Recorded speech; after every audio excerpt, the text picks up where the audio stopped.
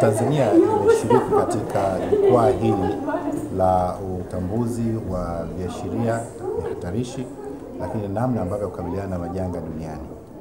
Na Tanzania imeweza kushirikisha dunia namna ambavyo uzoefu wake ulivyo katika kukabiliana na majanga. Tanzania imekuwa na uzoefu mkubwa sana namna ambavyo tunakabiliana na majanga ndani ya nchi yetu, lakini wakati mwingine namna ambavyo tumesaidia hata majirani zetu kukabiliana na majanga. Uzoefu ni mkubwa kwa maeneo mbalimbali, majanga ya maporomoko ya matope kwa mfano kule Hanang, lakini vile vile maporomoko ya majengo na wakati mwingine mafuriko. Kwa hiyo haya yote namna ambayo tumekabiliana nayo imesaidia sisi kuweza kuwaonyesha dunia uzoefu mwingine kutoka katika eneo la Afrika. Lakini zaidi ya hapo tumepata pia fursa ya kujifunza namna ambavyo wengine wamefanya katika maeneo yao.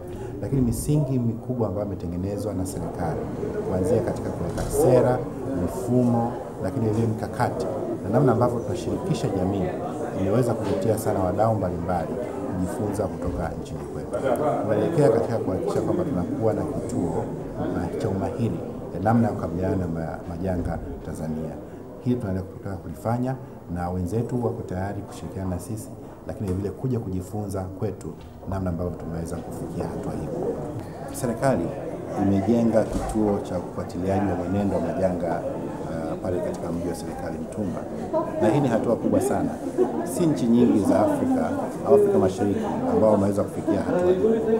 Kituo hiki kinatusaidia kutabiri namna ambavyo ukubwa wa majanga, lakini vile namna ambavyo yatafika, na hivyo inasaidia namna ya kupanga namna tunaweza kukabiliana nayo.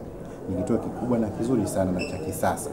Uzoefu huu unatusaidia sana sisi, lakini vile unaweza kusaidia na nchi jirani. Tunapokea taarifa kutoka kwa majirani, lakini vile sisi tunawapatia majirani zetu taarifa zinazoweza kuwasaidia namna ya kukabiliana na majanga ambayo yanawakabili.